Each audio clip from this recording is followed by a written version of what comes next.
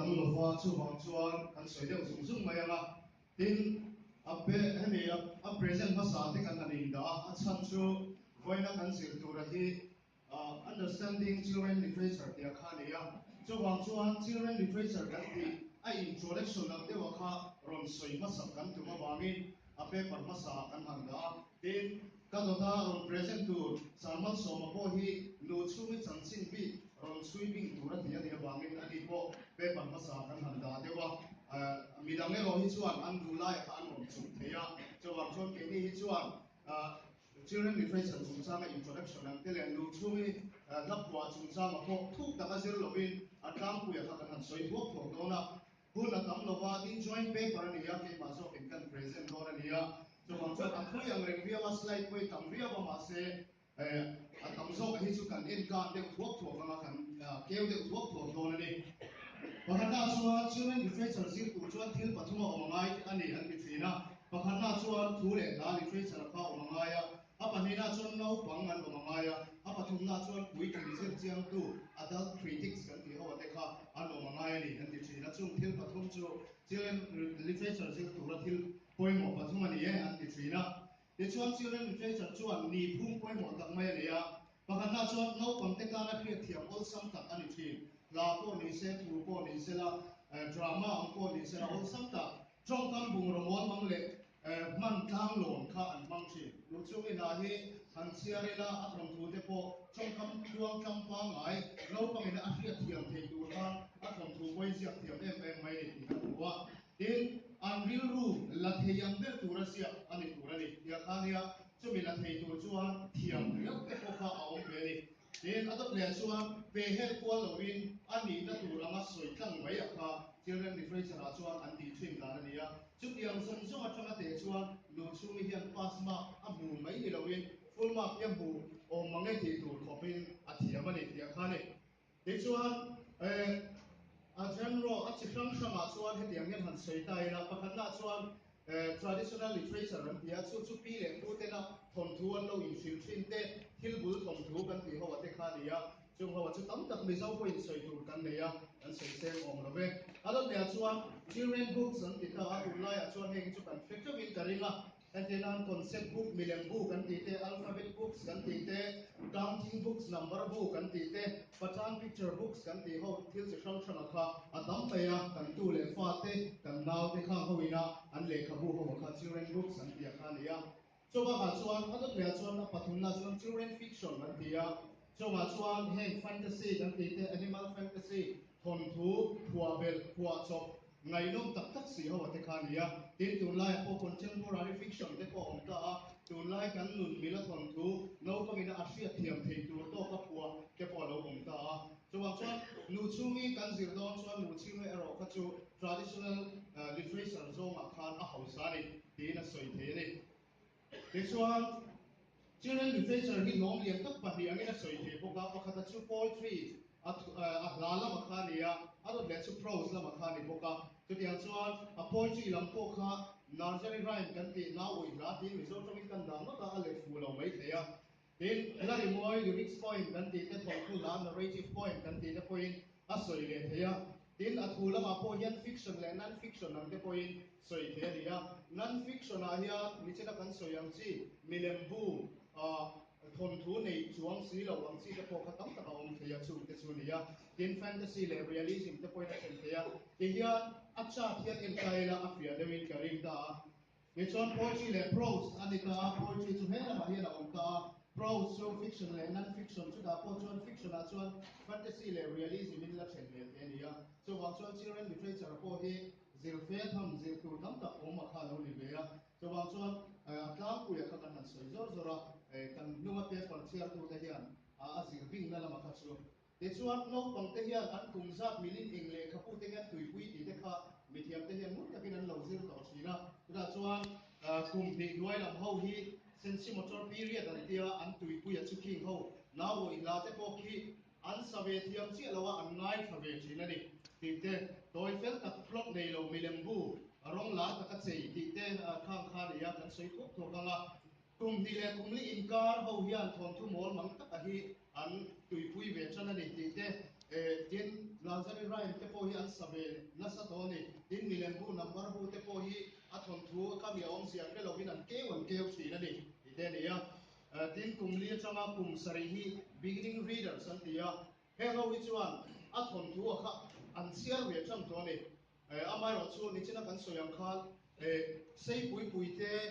thu har pui pui khan la te thiam lova mol mang deu so kha an han siar thei tur chi le khabu ate thang kha an ni chuan an tui puya ten adot le chuan kum sare changa kum puwa kan ti ho hi chuan milem bu cha zok te thon thu bu po engeni klema thui amami te aya thui de uzok te po kha an lo thri thiam ve ta ani ti te nia ten kum puwa changa kum som pani ho te chuan historical fiction kan ti te science fiction kan ti te po om zia an tia an lo zero ve thei to ani chung te chon lo tui pui ve viau to bo kan ni tia khania ki ki chot lang pui kan han soi thok thok khani sela ke chuan poetry la hi children literature a hian la ni kunga hi enge ni tia khania a characteristics a chuan pakhatna chuan simple and memorable lines enia athu mol mangte ril ruwa von thei to leka thua khania ichinan soi to a ti ti ki hlate uino te moi na te kha a simple mai ba kha ril ruwa no pangina a von thei to tur khan lo ko chuak thiama chu chu mihring ril ruwa a lo het big thina ni lo pang ril ruwa in repetition kan tia kha lam non fo soi non fo kha oma ni china po kan animation a kha kan en to a ngani bau ti lai te khang ho kha repetition eng eng mo kha a omani chung chu children literature ni kum poi mo ni in rhyme te reading te khang ho kha ani thai em mai thina mizo la po lu chung ni la nge ya po hian kan hunuan maya ama ro chu chung lama chu kan sui sui pan lu tuk don lo ba in vivid illustration santia mikha amu thei turin alim kha ai ziamani we no te moi le tra ti la kan ngai khap chuan kan mikha we no te lo langa ama a bol mum lo lumate po kha kan mikha the ya ar pala ate po chu tiam chu kan mikha the ya chu tiam siam thiam chu children literature ni kum koi mo ta kan ya in humorous narratives ane ya anu is a club si te po kha tamani yo chu ngi la po yan chu tiam te chu bo tura omani a begin English nursery rhyme so what the page of katiang is a club ta ka bo tura om thina ni a thon thu a te po ti khani then thon thu lam a thu lam a chuan upload te po hi a thon thu ruang am kan ti simple ta mol mang ta a khani ya chu plot po chu chi khang khang a om thaya mi zo thon thu a te po hi zir tura lo om chewa heng kan an en dramatic and progressive plot an ti ho a te chuan thon thu kha thui de wani be climax kha top lama a vor to pa kha oma a to pa misual pa chu man chwa lo ni ta a ti yang chi ate kha a lo ni ta ada me chuan episodic plot an ti ho te chu thil kha buaina lo oma an chim pela buaina da lo om le an chim pel le a kha ti yang chi thon thu a kha ani ya no pang ta na khia thiam all something ate kha ni ya ada me chuan flashback kan ti ho kha ni ya he ti ho chu thil an ron chui kir le a ron let le kan ti kha ni ya cumulative tales an ti ang deu hemi chemta ro da thon thu kan ti ang chi deu te po kha ni chu a to pa ron kir kual le kan ti ang chi thon thu te po kha om the ni ka ti ang kha ni ya then a character a te po hian nge ni palian pui amo mitsak dewa mo mak dewa hi an mitlang pui ni children literature a hian chu ti ang ni lo chon lo pang hian misaki amo mi pa ngai hi ngai no man lo ti thei lo niom tak ani chu wang chon thon thu a hian mitsak tak mi huai sen tak emo te kha an lo ni thina character a po kha ti anga duan ate kha an lo ni thina ni ti kha ni ya engke kan soi ka na mi huai sen te midang da poi mo mi kan ti ho te ten a conflict boy na hi hemi pui king ho tan chuan an buai na han to te po hi thil pui tak ani lo mai theya ma se no pangai to na tang chuan har sakna lian tak ni ve o kha ni ya chu an chin fel dan po ho tak po war le yang de uzo ma chin fel le te ni ya hemi pui king fiction kan tia har sak tak le oi taka han chin fel la kha ni ve lo mak taka oi lo de taka chin fel le te kha ni buai na lo thenga te po tu tiang na te chu ni ya no chu ni thon tu po kha ngeni a traditional fiction ho ko khalo siar le tai la chu piang chu tam em mai in a language stream stream po all sam tak an soi don khan so wang chuan thon thu po hi remote mai la ziak chuak le tur chuan no pangte siar thei tura ziak chuak tur chuan mitaleng nei than ya ngai fo ni simple language kha ngai thina no pangina hriat thiam thei tura kha in a setting sa te po hian integral setting nan ti le backdrop setting nan ti kha oma integral setting ai chuan amun mu tur om ve ho kha chanchin han chui le tur te oma backdrop setting ho ai chuan ban lai hian mun pakhat hi oma han ti ringot chiang mi lo kha we think ta chuan ho lu tuk ama khan ya ma se mun pakhat hi oma han ti ringot ka lo pang tang khan alo ngai nom em mai ni tu em oni hi oma han han ti ringot mai te kha chawang chuan khatiang setting na te kha an lo mang thiam em ma tin integral setting kan ti bi ga te chuan mizo pi le pu te kha an lo thiam em mai a tuna mun kan nei ho ate hi thon thu a khan an lo be bel thiama ani tak tak em ni tak tak lo em ti po zu chut lei thei lo kha an lo be bel thiam em mai thina ni then narrative a soi chua da na te po ngeni first person soi chua da chi kham thanga o ma king ki an soi chun jom bok lo banga children literature sir poi mo na a personal value lim na le nom na ape ti te ne ya thil suang to na le phuna siam ti te don siap sataka siam ti te fiat thiam le fiat thei na min pe ti te khang ho kha ni ya king ki kan soi bok lo banga academic value a po soi tu dam ta ka om ani Ichuan mizo kan paper khan historiographical study of Mizo children literature dekhania a history claim han soi ta ila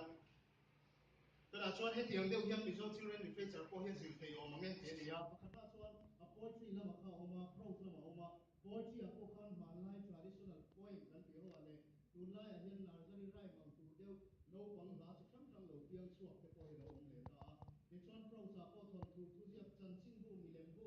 chan chin bu lo pang tua chan chin bu thleng poin kan lo nei ta milem bu te po comics chi thang thang po kan lo nei ta chu mai ni lo electronics lam pang zong poin a audio zong in radio a te ngai kha tu chi thang thang lo pang program oma in a visual zong poin tv lama te ni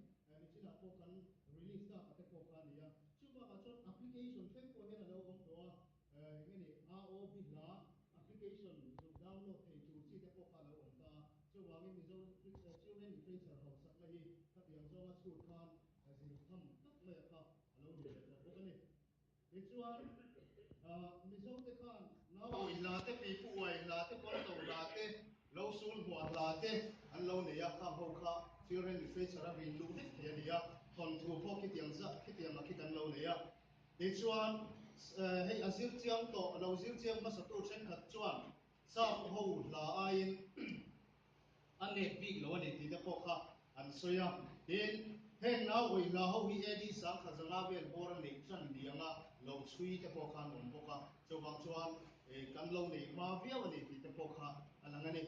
ichuan hei kan la a te po hian repetition kan ti te tlang lal her oda lal ti vel te heta lal do bol hian khami repetition khami siam khan thu kan nei ani lian do te u naw ti te hi a soi thei lo sakangai zel te kan ti fina chawang chuan khatiang ang an lo ya kha pui tak tak kha omani ti chuan ai thon thu a chuan thon thu thu ziak chan chin bu milem bu kan ti te oma kha khan kina an soi chawanga mizo ziaka kan nei thei china chuan yes lewina thang lian a khan sang khazaria somsari le balia khan progressive colloquial exercise in the Lusai dialect ya khan mizo thon thu pathum chemta ro talal ruang ale kum ori thon thu te kha lo ziaka chu ziaka thon thu kan nei ma sak ber nia hia ania ti chuan chu miniwa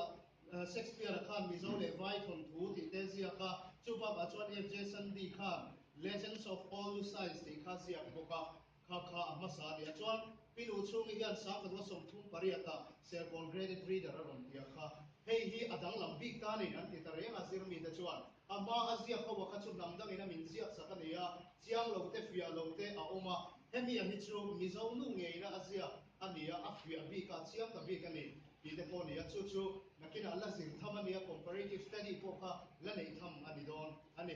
yang a chu nia ki lian chu min nuwa PS daru khana ron zia ka tin si wana loman man lai hian mom ti te rong zia chuak le boka in he ho hi ani boka e English a zia te po roina kan keynote speaker in folk tales of Mizoram ti English a zia te tin tun na ya Sahiti Academy ina publish Mizo folk tales ti te le he ho te hi tunnaya children literature suak thar di te poina sei theng chu mizo no kam thon chu sang sang rom rom ate ani ya ni chuan san chin bulama Presbyterian ko khan hian Christian no pang ane chan chin bu ane ya Baptist ko khan hian no pang te thian te nei boka din ko khan dang point an nei boka khatiang chi khan chan chin bu te ko children literature ngeni masom na bu tur a omani in million bu kan ti te ko hi thun ma tang khan lo siam do ni ya he ho hi ni ya Bible comics kan ti te kha ho te kha ni ya thun na ya po he tiang chan chin bu million bu mizo suak tu suak bu tu tam ta omani ti chuan helaya kan huang hian la lama chon sang khat wale pakua alai buwa no pang la an da sang ka som di pakua sir chan buwa ong bokani ti te ni ya chuan nu chung hian sang ka som thum paruka ron buat saya hian he ngo ya ron da boka kan ho kha tlang pu ya chon ni ya ti chuan heng mizo no pang in fiam na le la te ti te kha ron siam ta boka chung te tin mizo no pang la te ti in riat du ka kha ti chuat thar le ani boka yang kha ni ya horok nei nu mi zo no pang lapiang sok zinga nu chungi thato contribution hi aro pui tak zeta ani amre na hemi konga su su tu le ma hloi tu thato tam hi an om lo wa ti theyang ti kha ni ya chu wangin hemi children literature bi ga chuan ani zir kham zir tla kha ani shim shim ani election khat khu gi nam dang na zari rai ma thanga ala ka ni bela ekte po hi post colonial perspective point zir thei kha lo ni shim shima chu hemi BINGO bingo di la atangin ala niong tatania hen te ko hi ngeni wino te moi le cha te ko ka si khatiang anga apom sia ki ai ang tammi alo ni ama ro su khami mil sia alo ti thia ma kha mizo sentiment ni me alo ko thia mala ya kha aro puina la ya chu ni athu ko khai nang ni ta ama ro su an a sentiment ta ta khai nang lo ni am meaning ka khania Ichuan la te ye tiang hian kan chen sang ve dewa ala som sari pa ni kan hu te hi tiang de te kan chen sanga chu tang hui a chu ni la chuan la ho ko kha a stage in jotin ani po hian chen sang khi ani kan ya tin ar pa la hi a sei de hian chang li ani ya a stanza forms po hi zir ne ni nu chu mi hian odd number he du phok lo even number de le ya achang ki ya siam khat maya khatin de wa te khan roman la lo mani amai ro chu ni china kan soyang khan language ka mo lang tak tak ani thil lai chen ka dai chuan a language siam na kha thong thiam na kha lo langa lo pang te ta na hriat thiam har sa tur deuh te po thong kam lo man te chu nei bia songkaron zo siang loi turin han ti te chu abun lai chuan an man mai thea tu lai lo ko pe chuan tan chuan a har ang rei wa ber balung rual ten sia thim zar moya ti te se bo lua se kong kha ranga ni han piang chi te kha ya ti chuan soi tu hi lan dam maya ama ro chu ta nuwa paper present tu dang an lawa he ho hi a beauty of color ka he ho song song hi ka soi to lo kan soi wa chu nu chu mi hian thil a thlir reng reng hian a moi na lai a thlir ze lai hi ama a san chu lo hal la a puwa lo hala chuan ram kang a uyom zia te environment a ti chiat zia te a puwa do ne kan ti lai lo hala wa ga par chuang moi hi kha pu dek mai ni chu wang chuan thil a thlir reng reng hian ni tla tur po sing ni chuak po fura puwa pon a moi na ze la hi a puwa chu wang chuan nu chu mi hi nature point a kha a tling ani ti a kha a top lama hian kan soya chu chu kan soi kim vek seng lo ni kha kha du tok pa yang kan lo me